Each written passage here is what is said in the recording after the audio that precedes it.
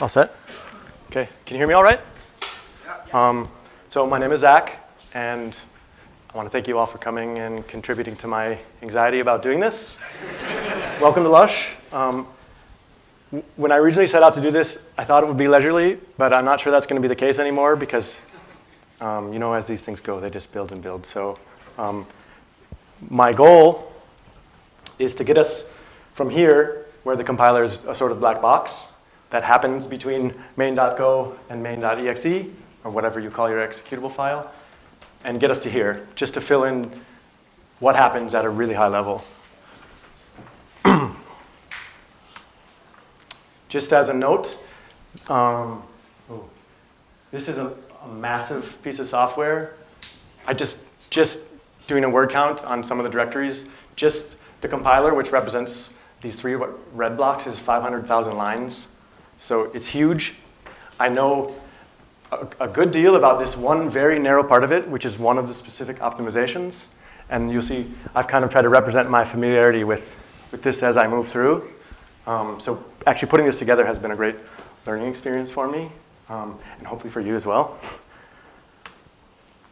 Why I want to do this? So when I first started toying with the Go compiler, it was like swimming in mud because I was completely disoriented and I didn't really know the context. I'm working on this tiny little narrow part and I didn't have a good feel for what all the moving pieces around me were.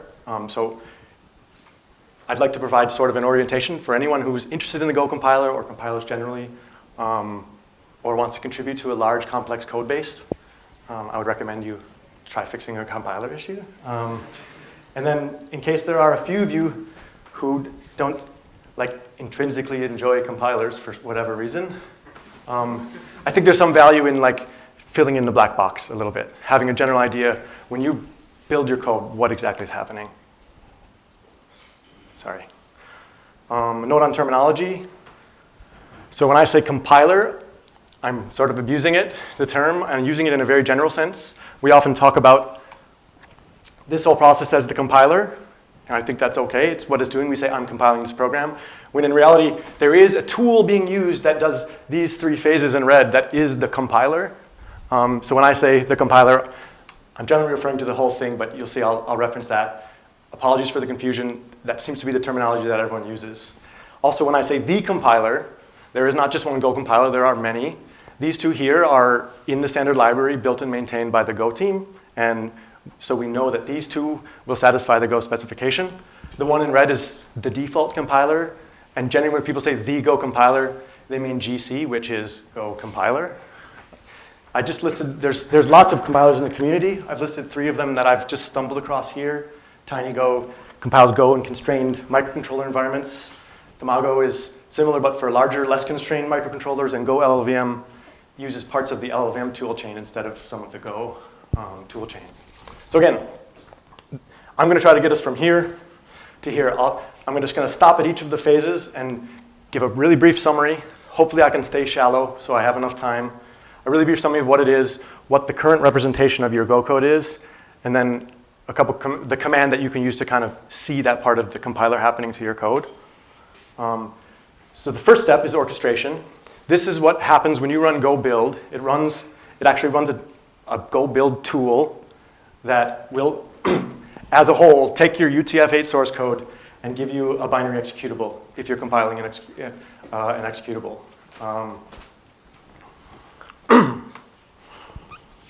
This tool is sometimes referred to as a compiler driver. I've heard people call it a build system or a build pipeline. What this blue box does is it takes in your files, determines all the import dependencies, and builds this action graph, which is a graph determining the order of operations that these need to occur in across dependencies to ensure that you've compiled the things that you need compiled before they're dependees. Whatever that's called, sorry. It also maintains a build cache. This was super interesting, and one of the reasons I always go over on time because I want to talk about this. So this was added, I don't know, 1.5, 1.8, 1.10, and maintains a cache of all the build artifacts all the way through this process that can identify whether you've changed that source file and only rebuild that artifact if the source file for it has changed. Otherwise, It just draws from the cache. And this significantly sped up build times. And then I've just listed here the two primary Go tools that build will use is Go tool compile, which is the 3 phases in red, and Go tool link, which if you can't see it, the green one down here is called linking, and the linker does the linking phase. As I mentioned, Go build install will run the blue box, the whole process from end to end, and it'll orchestrate everything for you. If you wanted to do it on your own, you could run Go tool compile on all of your files with these long lists of flags and arguments, and then run Go tool link to link them all. If you'd like to see what those arguments look like, I've elided, you can't see at the bottom here, this is huge, and I took many, many lines out of here. But if you run build with the end flag, it'll essentially show you the action graph. It'll tell you what it would do if it were to build that, all the steps it'll take. If you use -x, it'll build it and show you the steps. And I just highlighted in blue that it's creating some directories. It compiles, this here is the compiler tool for my architecture. It compiles it. Build ID is a part of the caching tool, and then it links it. This is very short because everything was in the build cache. But when you run this, if you run this on one of your programs, you'll see that this runs for lines and lines, and you'll see what I cut off the end of this line. It's like 4 more lines of flags and arguments that I probably couldn't explain to you what they meant if I put them on there. If you're interested in looking at the source for the build tool, this was actually really hard for me to find. When you run Go build, try to trace that back to where it's actually going. But I've done it for you. So this file is actually where the build tool is. You'll see some of the things I mentioned: build ID, action, the action graph, GC for the GC toolchain, GCC Go for the GCC Go toolchain. But this is where it is. So now we move into the first phase. So it maps out the dependencies, and it says, OK, I'm going to start compiling. It compiles one file. We move into translation. This is the step where we take our UTF-8 source code, and we have to turn it into some sort of data structure. Code isn't structured enough for the compiler to do much with it, so we need to structure it. The structure that I think pretty much everyone uses for this is called an abstract syntax tree, which in a cartoonish sense is this here. This is done per file. Each file will be turned into an AST. How this works, this is compiler 101. I'm trying to not talk about what compilers are doing, but it breaks your code up into tokens. The scanner breaks up into tokens and feeds into the parser that looks at them and says, OK, can this token, given the previous tokens, is this a valid token given our rules of grammar? If it doesn't, it gives you an error that this code is not valid. Sorry if you can't see, but I'll say these. And then after it's finished constructing the general structure of the AST, it'll then go through, infer all the types, and do type checking. This is also the point where you'd get, this is also the point, OK? Nope, no better.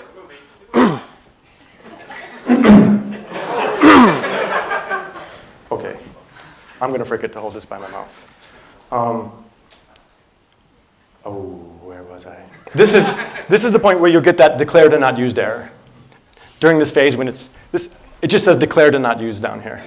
So I remember to tell you that this is where this comes from.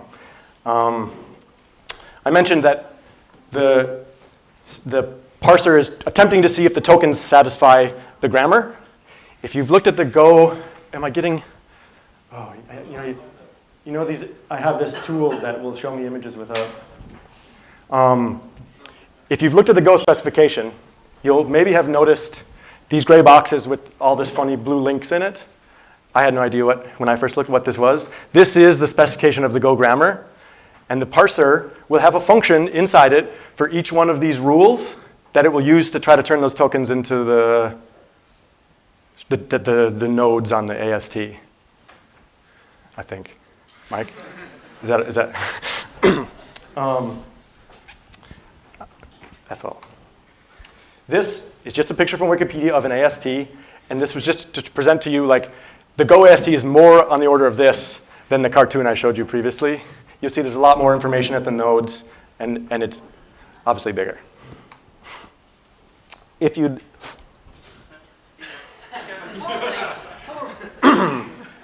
if you would like to see the AST for your code, you can use this -w flag. So if you don't know, if you do this gc flag to the go build command, it passes those flags through to gc, to the compiler.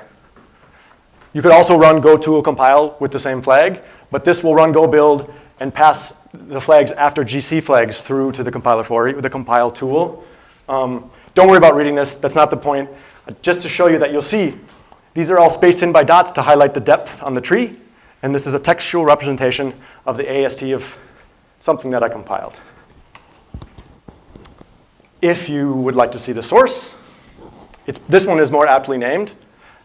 Most of the code for this is in command compile, internal syntax as in abstract syntax tree. I highlighted a few of the words that I mentioned. You'll see there's a parser file, a tokens file, a scanner file, and others.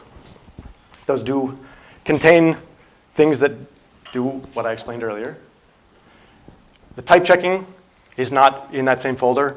It's over in internal GC. I struggled with whether this should be in this phase or the next one, but I put it here anyway. You can see what this file probably is involved with. Okay, so we now have our type-checked AST. We pass it to the next phase, optimization. So in this phase, the compiler is going to try to take your Go code and make the very best, most efficient version of that behavior that it can. I'm not sure of this, but I get the feeling that this is where a lot of the work in the compiler is happening. Maybe lots and lots of it is pretty much in here.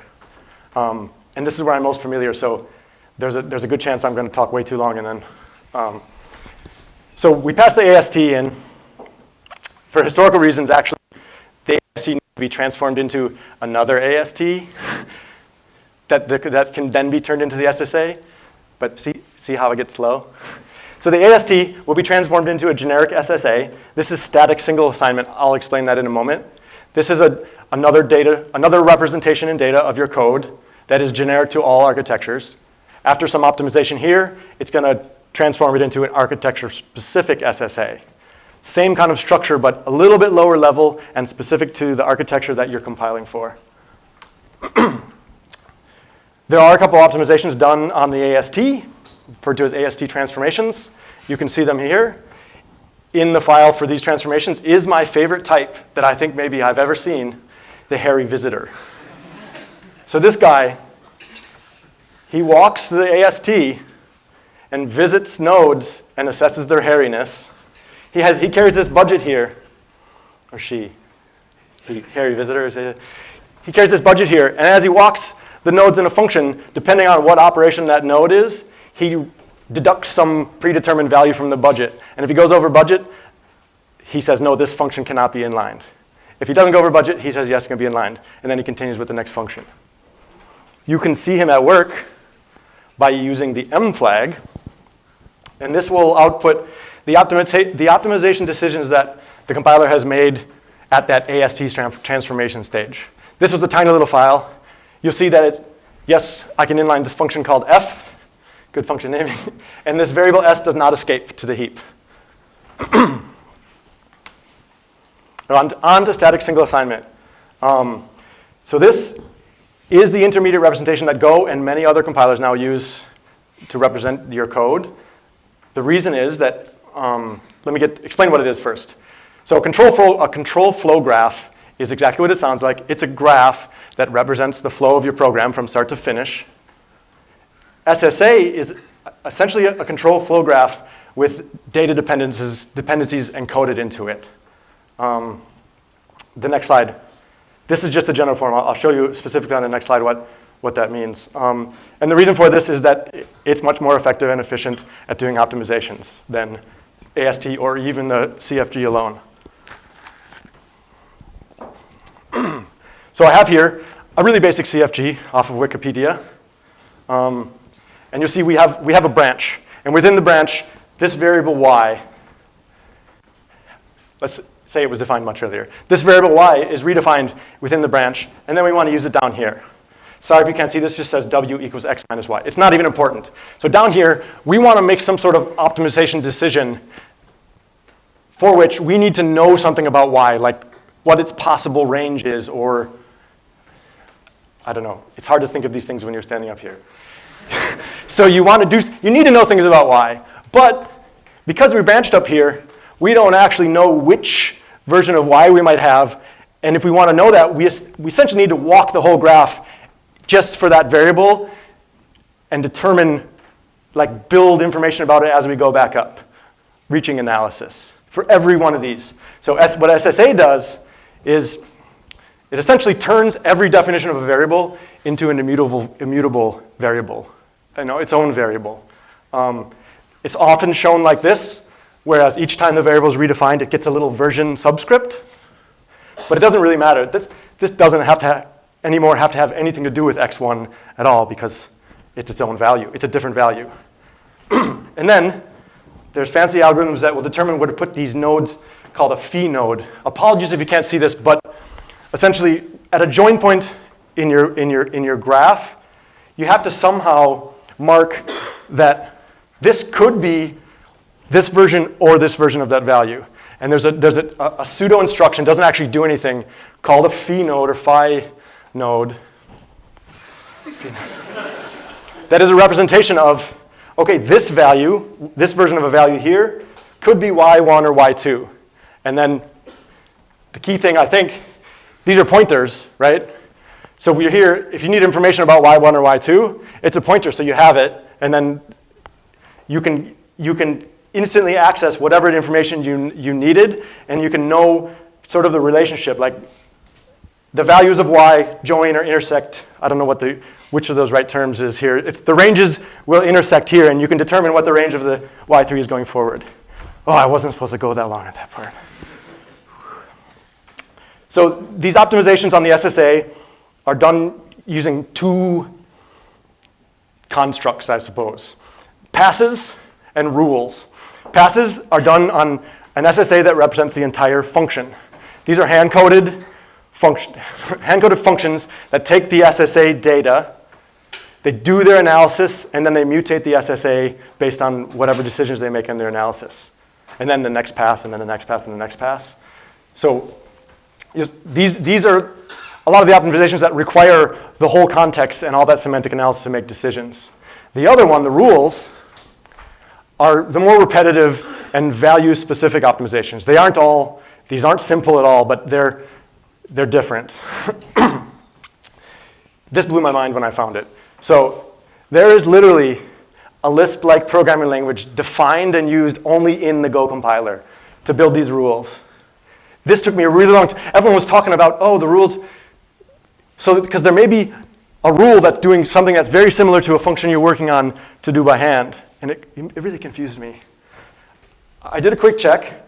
So there's a file of generic rules, of these rules that will generate Go functions to operate on generic SSA. That's about 2,300 lines long. That generates 47,000 lines of Go code. And then there's also rules for all of the architectures. All of them together are 16,000 some lines and generate 290,000 lines of Go code. So someone didn't have to write 300,000 lines of code. They wrote 16,000. I mean, not that these 16,000 lines. I'm never going to make 30 minutes. Don't worry about reading this. These are just here to highlight the signature of one of these passes. This is the one I'm familiar with that tries to remove unnecessary bounds checks. So whenever you index into a slice in your code, the compiler early on will have inserted a check to determine whether your index is greater than 0 and less than the length to stop you from accessing outside the bounds of the array. But that can be expensive in some hot path that is constantly checking, constantly indexing into a slice.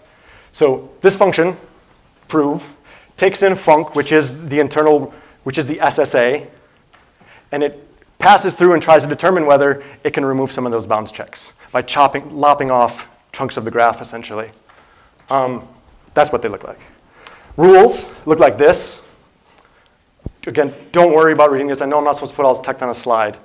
But the idea here is you see this is like this Lisp-like S expression language with all these recursive parentheticals and stuff.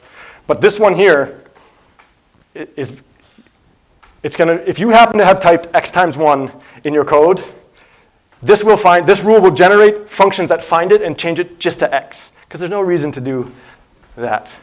But someone didn't have to write 8-bit times 8-bit 1 and 16-bit times 16-bit 1 and 32. This, you see, using the ORs and the generator will generate all those for them. And then they start to be a little more complicated. And then even more complicated. This isn't even the most of it. If you're into bit hacks, go look at these rules and you'll see craziness in there. They literally use the word magic all over the place. It's like, these are magic numbers. Go see magic.go to see what they mean. I mean, I like know the syntax a little bit. I have no idea what all the F's are. Okay, don't read this one. Also don't read this one, obviously. So what this is, this is the list of passes, the function version that I showed you. This is the list from the code that will determine what they are and what order they'll run in. Just to give you an idea of the scale, it's something like 50. I didn't count them. If you want to, I forgot to put where this is. So if you're interested, come find me and I can show you right where this is if you want to read about what all these passes are. I just want to highlight this one. This one's called lower. This pass takes in the generic SSA and turns it into the architecture-specific SSA. And then if you're in the front row, you can see that there's a lot more passes after lower, after we've turned it into architecture-specific SSA. So we do lots of architecture-specific optimizations. You can also see all of this. This totally floored me the first time I saw it. Except, and does anyone else know what this colon star does? Talk about undocumented flags. I was doing this for months and months, hand drawing on my SSA, and then someone's like, oh yeah, you can just put colon star and it'll show you the SSA for all the, for the entire function. So these columns in a horizontal direction, starting with my source code, is every one of those passes. The pass will contain for me a nice graph viz representation of the SSA in its graph form, which I suppose is kind of a CFG. And then down below, you'll see each of these blocks that is represented up here, which we can even link through by clicking, has some set of instructions in it. But wait, that's not all. So this is the whole thing, all the way through. Lower, you see all those names. This is the, this is still foggy for me. This is the pseudo assembly that comes out of the back of this part of the compiler. Let's say you want to know why this move Q is in your code. Oh, you're just like, oh, it looks like it's coming from line 28. You click on it, it highlights it. We come all the way back to our source. It's literally linking to the line that's producing that line of code. Oops, sorry. And at every point that that code is in the SSA, that line is represented in the SSA, it's highlighted as well. So you can follow every line of every piece of code all the way through every one of those compiler passes. If you, oh man. Yeah, right. Here's where the code for the escape analysis and inlining is. Sorry, I'm going to start going quickly now. Did I really think I was going to explain this? This is where I spend all my free time.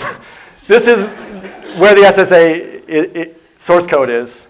Look, you can't see it down here. I have a legend that tells you what all these colors mean. But this is where it all is. If you want to see it, get it from the slide.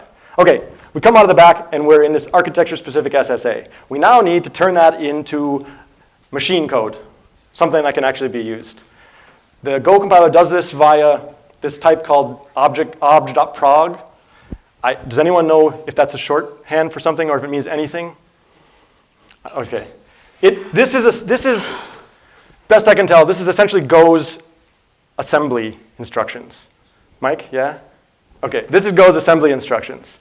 So there's a set of methods that will take our architecture-specific SSA, turn it into architecture-specific, but sort of common to all architecture assembly. And then there's a method that will turn that into the binary for the architecture. Again, you can see this if you'd like. Build with the flags with the -S. What's the S? I don't know why it's an S, but this is those pseudo assembly. Go has a weird assembly thing that I can't quite wrap my head around yet. But you can see it. Here's where some of the files for turning the code from architecture-specific SSA into progs is. You'll see there's directories for every architecture there, if you want to see what instructions it's choosing for what operations on what architecture. More of that here. This is turning those instructions into object files, binary files. So the last step spits out these object files, which are, I'm ahead of time.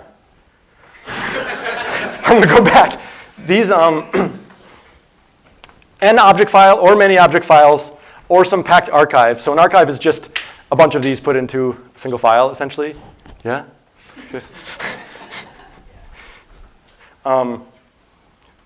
Need to be turned into some sort of format that can actually be executed.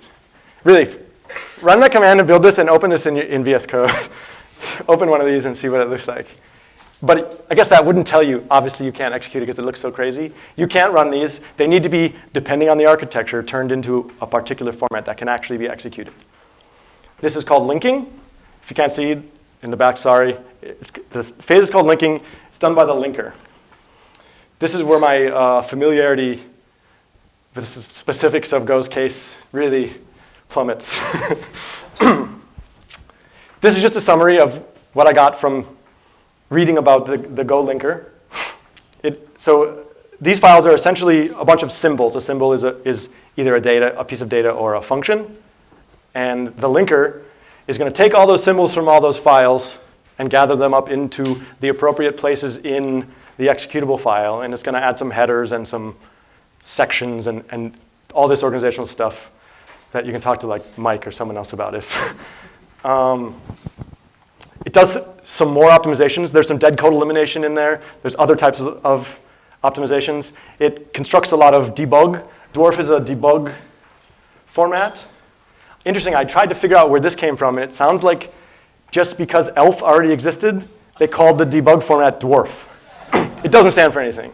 And then, of course, it spits out, it does all this, and then it puts it in a binary file that the executable that the architecture can actually run. I'm seriously ahead of time. You had me rushing. There are actually two cases of linking that can happen with Go. It uses its internal linker, or it uses the system's external linker. You can flag it to do this. In a shallow way, and as much as I know about it, pure Go functions can use the Go linker because they don't need anything from the system. There are some exceptions, some particular system files that Go knows to find and recognize, like things related to the net library on Linux.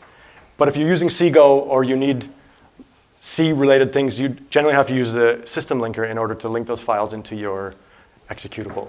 So the linker will essentially, in this case, the linker will take all of your Go files and make one archive file, like one big object file, and then it'll use the system's linker to link in whatever it needs from the system into your big Go one. You can also see this. So you build, the O flag just lets me choose what I want to name the output of the build, which is the executable. And this object dump tool will do what it's saying. It'll dump the object. I can, with an S flag, and I can pick the name of my function that I want to see and the file. And you'll see this look. So this is the assembly representation over here of what the binary instructions are that were put in that executable. And you can't see it here, and I won't flip back, but these aren't actually the same as the progs that I had for this same code. So if you were to look at the difference of them, you can start to see that it's not actually the same thing, and Go is doing more, essentially more instruction selection after that instruction selection. The source for the linker is in command link internal, mostly in this file LD. You'll see some of the things I mentioned. Dwarf, ELF is a file format, link. I'm going to read this when I get home. I don't know what that does. I always wonder about these ones too. I see these everywhere, go.go. this is the most interesting thing that I found about the linker in reaching for this. So Austin Clements is a member of the Go compiler and runtime team. And in September, he wrote this design document about where the Go compiler, where the Go linker is at now and what they'd like to do with the Go linker to improve it. It would be an understatement to say that it's like thorough and in-depth analysis of the linker. So if you were interested in linkers or want to learn, this is where I learned most of what I know about the linker was reading his design document. If you just want to learn, this will be a link on the slide that'll link you to a Google document. The outline of it is here. Good read. So we've come to the end. 90 seconds to go. Wow. This took me 48 minutes in one of my practice. So we started at the beginning with source code in UTF form in a file. We turned it into structured data as AST. We turned that AST. We did some type checking and some inlining and escape analysis here. We turned that into this generic SSA, which is our augmented control flow graph. We did a bunch of optimizations here. We lowered that to an architecture-specific SSA, did a bunch more optimizations. We turned that into these progs, we turned this into assembly. The assembly was then spit out as this object file, this unreadable binary that represents the functions and data in your program. That was linked in potentially with some archive or object files from elsewhere to create a binary executable. These were the orchestration was done. If you remember, this was the blue box was the Go build tool or the Go install tool that was managing the dependencies and the cache and the ordering of all these operations. Translation, optimization, assembly, and linking. Still undecided if I like my names of the. This is what LLVM calls the phases of their compiler. I stole it. And this is where we started. My hope is that it doesn't really feel like this to you anymore, and at least it's blue. There's some color in it. Very sincerely, if you have any questions about this, I literally really, really enjoy talking about this. Otherwise, I wouldn't be up here doing it. Because I'm doing this because my partner doesn't want to talk to me about this. So I've come here and forced all of you to listen to me. But honestly, I really like talking about this. I meant what I said before. If this is how I got into it. If you're into Go and you're starting to work on your projects and doing stuff at work, and you're like, I want to work on something really big and complex, go to the issue tracker and search for an issue in command compile, and just read a couple of them and start digging. It's just exhilarating, I'm telling you. And the community of people who will respond and review your code are very respectful and very helpful. I didn't know what I was talking about, and I ask silly questions all the time, and I get great answers and great explanations about things. I have 2 seconds. I wanted to do this. So if anyone knows the answer to this question, except Mike, I'll get you an extra bath bomb. So this comp Q here. So this comp Q here is a comparison of a word size, a comparison of a quad. This is one comparison. This comparison here is the entire bounds check from that line. So you remember I said a bounds check needs to determine that the index is greater than 0 and less than the length of the array. Has to be greater than 0 and less than the length of the array. That is being done with one comparison. Can anyone tell me how that's possible? This also blew my mind when I got someone to explain it to me. For bath bomb? Paul? You've already proved this one or the other. What do you mean? You've already proved it's greater than or equal to 0. No. It is literally comparing both numbers. It's an unsigned comparison, so if it goes below 0, it's a large positive number. Yes, for the bath bomb. This is an unsigned comparison. If the bit representation of the number as a signed number is larger than the largest signed integer, if it's the bit representation, you see, the bit representation of a signed number less than 0 is above 9 million, whatever the largest signed int number is. That number in Go is the largest allowable length of an array, and also would always anyway be larger than the length of